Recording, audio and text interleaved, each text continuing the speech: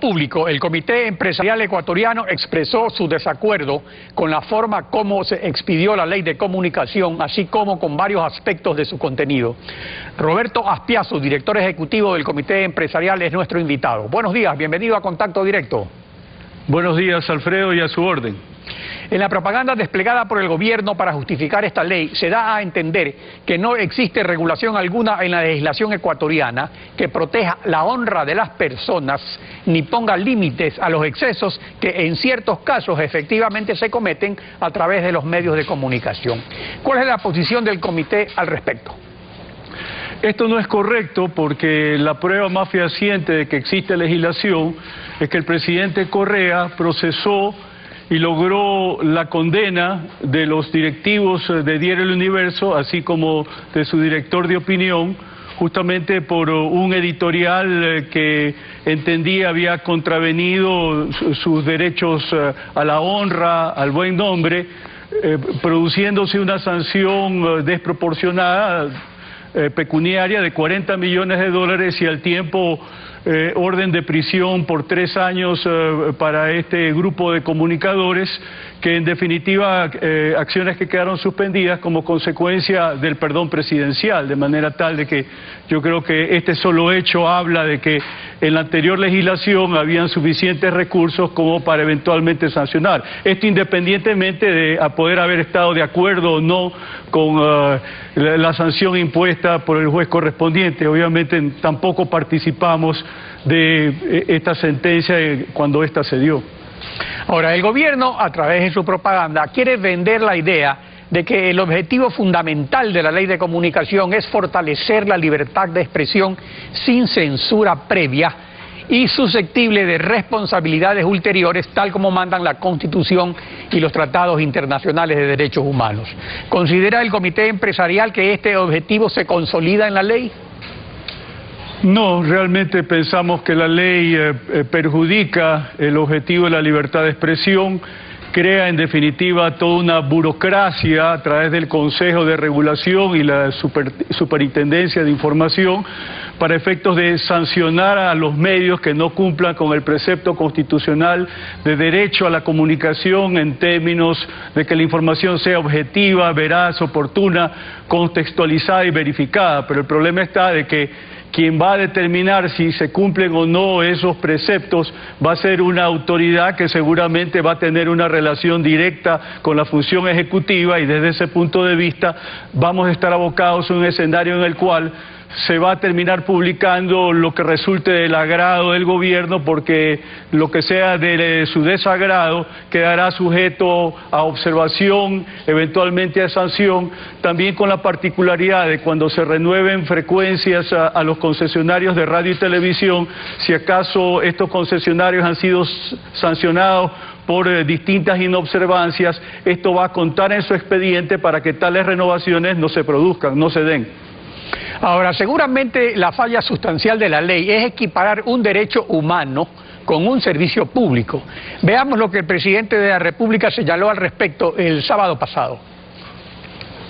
Servicio público es una prestación necesaria para todos los habitantes de un Estado. Por lo tanto, es el Estado quien tiene que proveerlo o regularlo. Ese es el concepto. Pero no porque lo tiene que garantizar el Estado, lo tiene que proveer el Estado. Por ejemplo, el derecho al trabajo, si se dan cuenta. Ahí tienen un ejemplo de un derecho donde el Estado no tiene obligación de suministrar. Entonces, hay cosas que tienen connotación para todos los habitantes de un Estado que pueden ser un servicio público donde el Estado lo provee directamente y lo regula, que puede ser un derecho, como el derecho al trabajo, donde puede haber sector privado y en gran medida el sector privado, el autoempleo, etcétera, el que lo genera. El Estado tiene que dar las condiciones para que se pueda realizar ese derecho de la mejor manera. Y hay casos en que puede haber las dos cosas. El Estado directamente provee el servicio, como el caso de salud, o lo puede proveer el sector privado, pero regulado por el Estado.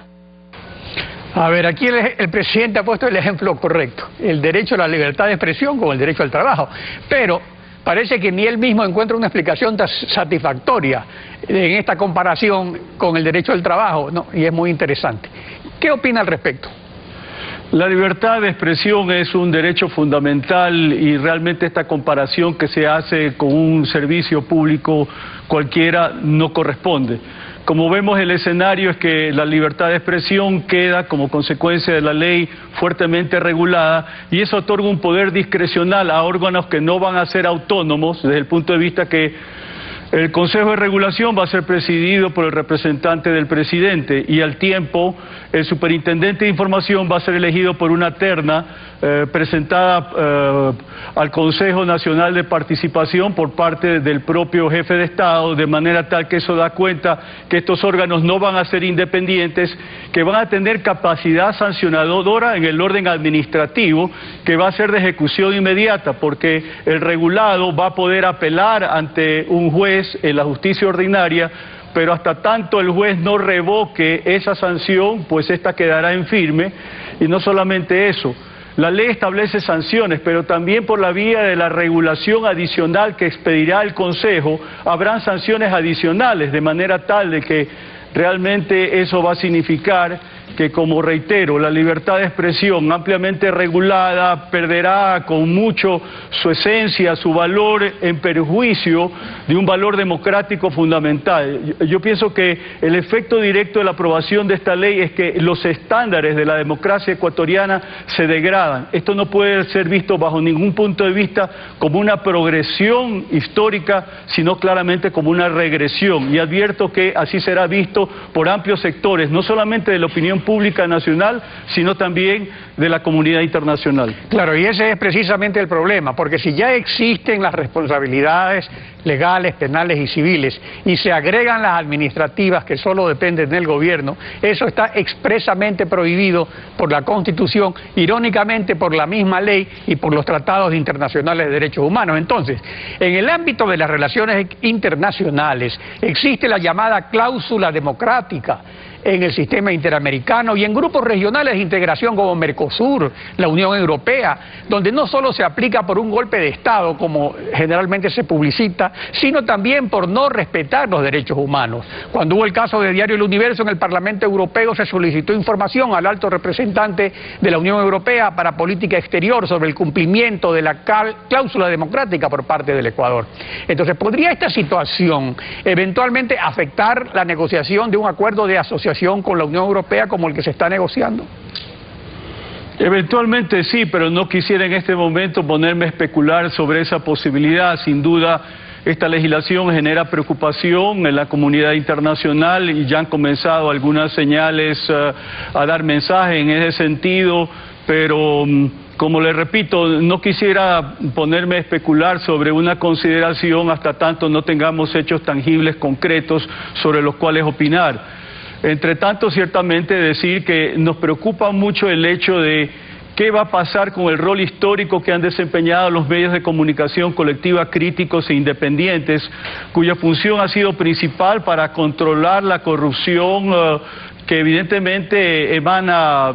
desde el poder, desde las autoridades públicas, con esta figura novedosa que se ha generado, el linchamiento mediático, que va a determinar que el momento que se investiga algún personaje por A, B o C motivo, pues el superintendente de información o el Consejo de Regulación podrán observar o eventualmente sancionar al medio que inicie la investigación pertinente. Y decir que si este fuera el caso, bajo la figura del linchamiento mediático, hubiera sido imposible determinar que el primo del presidente, Pedro Delgado, presidente del directorio del Banco Central, efectivamente no tenía un título universitario conforme a la denuncia del ex asambleísta Enrique Herrería.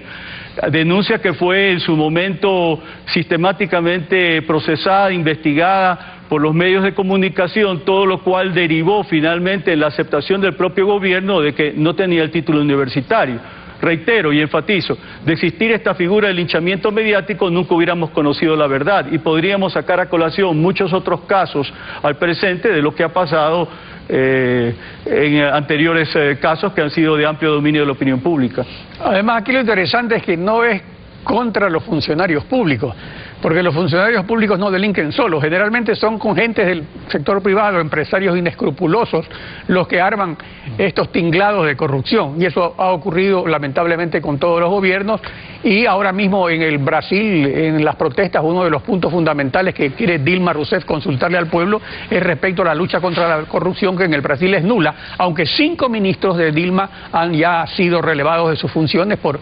corrupción. Entonces, volviendo a esto de la obligación de cumplir los tratados internacionales de derechos humanos y la cláusula democrática, en efecto no se puede pronosticar qué va a ocurrir, pero lo importante aquí es que no afecta a la soberanía nacional como algunos despistados afirman, y eso lo establece la Constitución de la República.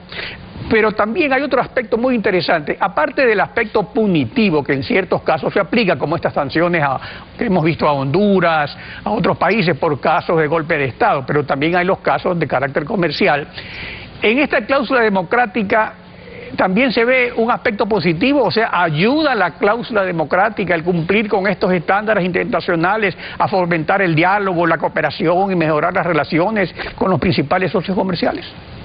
Pero yo diría que bajo el presente escenario eso quedará como letra muerta frente a este caso puntual de la aprobación de la ley de comunicación. En el pasado reciente hemos visto de que la comunidad internacional y particularmente los países de la región no tienen que intervenir en este tipo de contenciosos que afectan las condiciones de la democracia en un país determinado, en este caso Ecuador, y no creo que vaya a suceder en este caso particular, de manera tal de que